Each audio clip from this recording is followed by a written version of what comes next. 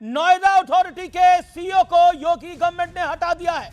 Noida authority के CEO Lokesh M को तुरंत हटा दिया गया है। नोएडा की इंजीनियर की मौत के मामले में योगी आदित्यनाथ का यह बड़ा फैसला तुरंत लिया है, तत्काल प्रभाव से लिया है। मैं सीधा रुख करता हूं सुधांशु त्रिवेदी का। सुधांशु त्रिवेदी, दो चीजें बड़ी इंपॉर्टेंट है। मैं आज की डिबेट पे आता हूं और फिर मैं अर्शप्रीत खड़ियाल को लेकर आता हूं। सीधा सवाल है, देश का जेनजी किसके साथ है? राहुल गांधी क्लेम करते हैं उनके साथ है, अखिलेश जी क्लेम करते हैं उनके साथ है, लेकिन जेनजी के लिए नया अध्यक्ष आप दे रहे हैं। 30 सेकंड। मैं संक्षेप में जवाब दे देता हूं। देखिए, पिछले कुछ महीनों में पंजाब यूनिवर्सिटी में पहली बार एबीवीपी जीती, दिल्ली यूनिवर्सिटी में एबीवीपी पहले भी जीती, इस बार भी जीती, जेएनयू में सबसे ज्यादा सीटें हम जीते, हैदराबाद यूनिवर्सिटी में हम जीते पहली बार।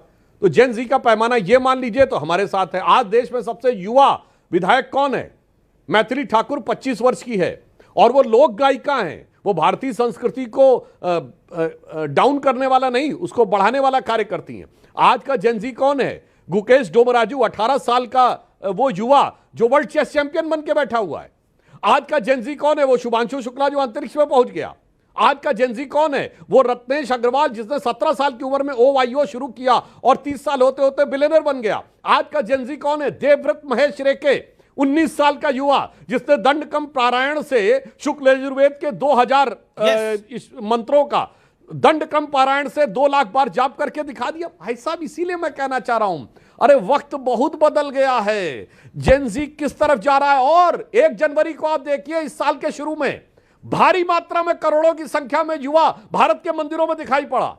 मंदिरों में इतने भारी संख्या में लोग गए, उसमें युवा सबसे ज्यादा था।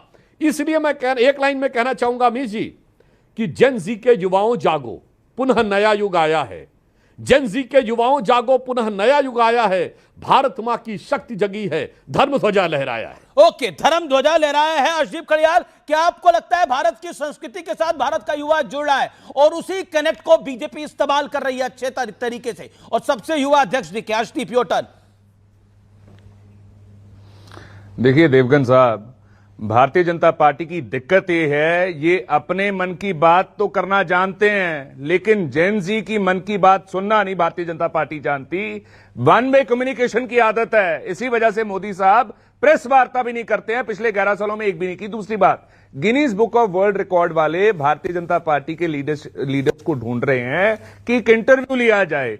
इन्होंने एक रिकॉर्ड दर्ज किया है। वो रिकॉर्ड क्या है कि जेएनयू में प्रोटेस्ट, अलीगढ़ मुस्लिम यूनिवर्सिटी में प्रोटेस्ट, बनारस हिंदू यूनिवर्सिटी में प्रोटेस्ट, दिल्ली यूनिवर्सिटी में प्रोटेस्ट, सबसे ज्यादा प्रोटेस्ट इनके राज्य में हुए हैं। आईआईटी दिल्ली में, बॉम्बे में, IIT Kharagpur, IIT Kanpur, IIT Madras and many more places, जहां पे पंजाब यूनिवर्सिटी रिसेंटली हुए, जहां पे भारतीय जनता पार्टी की केंद्र सरकार के खिलाफ बैक टू बैक धरने हो रहे हैं, प्रोटेस्ट हो रहे हैं। इनकी पॉलिसीज का विरोध, इनके डंडा तंत्र का विरोध, इनके तानाशाह रवैयों का विरोध, इनके डिबेट डिस्कशन ना करने का विरोध, इनका भारतीय जनता पार्टी का स्टेक होल्डर को ना कंसल्ट करने का विरोध। और मैं पूछना चाहता हूं, भारतीय जनता पार्टी ने दिया क्या है जेनजी को? आपने बेरोजगारी दी, दिल्ली के जेनजी को पोल्यूशन दिया, आपने आपके राज्य में सुसाइड रेट ऊपर हो गया, ड्रॉप आउट रेट बढ़ गया, आपने जो स्कीम्स थी उनमें फंड एलोकेशन कम कर दी, स्कॉलरशिप कर्व्स कर दिए, नेशनल फेलोशिप जो एससी स्टूडेंट्स के लिए थी उसको कम कर दिया, 18 साल पुरानी प्रदेश पढ़ो स्कीम थी उसको इन्होंने बंद कर दिया, श्रीयास स्कीम का बजट कम कर दिया, पोस्ट मैट्रिक स्कॉलरशिप स्कीम का बजट कम कर दिया। नहीं, आपकी सारी बातें सही है कि बीजेपी इतना, खड़ियाल साहब आप ही से सवाल पूछ रहा हूं मैं। अर्शदीप, आपने बोला बीजेपी सब कुछ खराब कर रही है, बीजेपी जेनजी का सत्यानाश कर रही है। देवगन साहब, 1 सेकंड, मेरा सवाल आप सुन लीजिए फिर आप रिस्पॉन्ड करिएगा। आप बीजेपी सत्यानाश कर रही है जेनजी का, बीजेपी ने बहुत बुरा हाल कर दिया।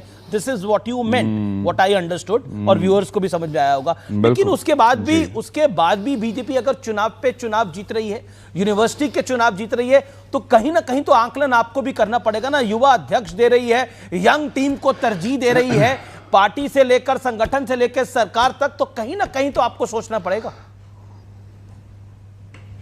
सब बात यह है कि जो जेनजी है वो कांग्रेस पार्टी के साथ है, क्योंकि एक यंग लीडरशिप जो है वो उनको नजर आती है, कांग्रेस पार्टी देती है। भारतीय जनता पार्टी की तो बुजुर्ग लीडरशिप है जहां पे जेनजी के लिए जगह नहीं है ना मिलेनियल। आप जो बात बोल रहे हैं मैं बताता हूं पैमाना क्या है। उसका पैमाना आप कह रहे हैं जेनजी कांग्रेस के साथ है। मैं थोड़ी देर के लिए आपकी बात पे यकीन करना चाहता हूं। 3 कारण बताइए, 3 एग्जांपल्स बताइए कि जेनजी कांग्रेस के साथ है। Give me 3 examples. नंबर एक, जितने धरने, मैं सुन तो लीजिए, जो मैंने आपको रिकॉर्ड तोड़ धरने बताए, प्रोटेस्ट बताए, इतने कभी कांग्रेस के राज में नहीं हुए। नंबर 2, जो मैंने आपको फंड रिडक्शंस बताई वो कभी कांग्रेस के राज में नहीं हुए। नंबर 3, जो सब सुन तो लीजिए, मैं तो ये कह रहा हूं भारतीय जनता पार्टी की जो लीडरशिप है ना, वो जरा कमेंट पढ़ा करे। जो जेनजी लिखती है ना, मिलेनियल लिखते हैं, इन लोगों के कमेंट तो पढ़ के देखिए, आपकी आंखें खुल जाएंगी। बताया कांग्रेस के साथ है, तो आप ये बताने की कोशिश करें ये जो कमेंट्स होते हैं वो कांग्रेस लिखवाती है, ये जो प्रोटेस्ट होते हैं ये कांग्रेस कराती है। एक उदाहरण देता हूं मैं आपसे पूछ रहा हूं कांग्रेस के साथ है, इसका प्रूफ क्या है? एक उदाहरण देता हूं। Okay, Sudhanshu Trivedi wants to respond. Sudhanshu 40 second, Arshpreet को आपका जवाब। मैं बताता हूं, बस 10 सेकंड में आपको जवाब दे रहा हूं। I will give you 40 second after that. Sengar के बारे में क्या लिख रही है जरा देखें। चिन्मय आनंद, कुलदीप सेनगर, ब्रिजभूषण, संदीप सिंह, ऐसे लीडर्स के लिए क्या लिख रही है? Okay, let Sudhanshu Trivedi comment. Okay, Gen Z Congress के साथ है, प्रूफ नंबर 1, प्रोटेस्ट हो रहे हैं। प्रूफ नंबर 2, जो कि अर्शप्रीत ने बोला कि कमेंट हो रहे हैं यूट्यूब पर और इंस्टाग्राम पे और सोशल मीडिया प्लेटफॉर्म पे जो कमेंट हो रहे हैं वो बता रहे हैं वो कांग्रेस के साथ है। अब बताइए क्या जवाब है सुधांशु त्रिवेदी? फंसा दिया लगता है प्रवक्ता ने कहा, यही कांग्रेस प्रवक्ता ने जो बोला यही कांग्रेस की दुर्गति का आधार है। उनको लगता है जो प्रायोजित लोग बैठे हुए हैं और उनके द्वारा जो लोग कमेंट कर रहे हैं उस कमेंटों के आधार पर इनको लगता है चुनाव जीत गए।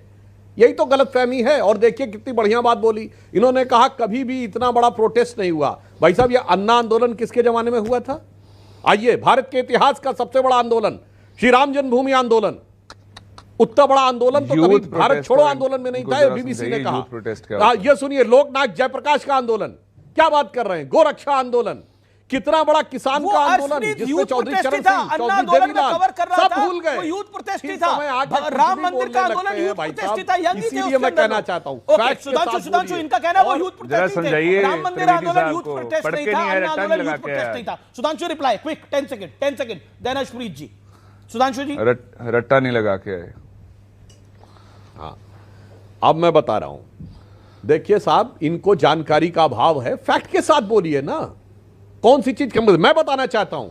इनके फाइनेंस मिनिस्टर ने फ्लोर ऑफ द हाउस पे बोला, चिदंबरम साहब ने, कि डिजिटल ट्रांजैक्शन तो भारत पे हो ही नहीं सकते, हम तो कम टैक्स सेवी हैं, हमारे लोग कम पढ़े लिखे हैं। मगर मोदी जी को विश्वास था, आज दुनिया में हाईएस्ट डिजिटल ट्रांजैक्शन भारत में हो रहा है, 49% ग्लोबल डिजिटल ट्रांजैक्शन भारत में हो रहा है। और यूपीआई वीजा को पीछे छोड़कर पिछले साल एक दिन में सबसे ज्यादा ट्रांजैक्शन, उसको सबसे ज्यादा कौन करता है? जेनजी तो कर रहा है। आपको भरोसा नहीं था जेनजी पे, हमने भरोसा करके दिखाया और जेनजी ने वो चेंज करके दिखाया। अब वो गलतफहमी में बैठे रहिए, वो पुराने जमाने के हिसाब से, और वो स्टीरियोटाइप में बैठे हुए हैं। 50 साल पहले इनकी घड़ी की सुई अटक गई है कि जो 1990 का भारत था उसके बियॉन्ड हम जाएंगे नहीं, शॉर्टकट रहेगा, जात पात में तोड़ो, कट्टरपंथी वोटों के साथ अपना संबंध जोड़ो, विदेश में घूम के 2-4 बयान दो और उसके बाद बगैर मेहनत किए सोचो कि अपने आप आकर हमारी थाली में गिर जाएगा। बाकी तो छोड़िए, जेनजी तो छोड़िए, आज इनका गठबंधन सहयोगी को इनके साथ है क्या? दिल्ली का चुनाव हुआ, आम आदमी पार्टी ने छोड़ दिया। यूपी में इनको समाजवादी पार्टी ने बाई इलेक्शन में कुछ नहीं दिया, इन्होंने दिल्ली में समाजवादी पार्टी को कुछ नहीं दिया।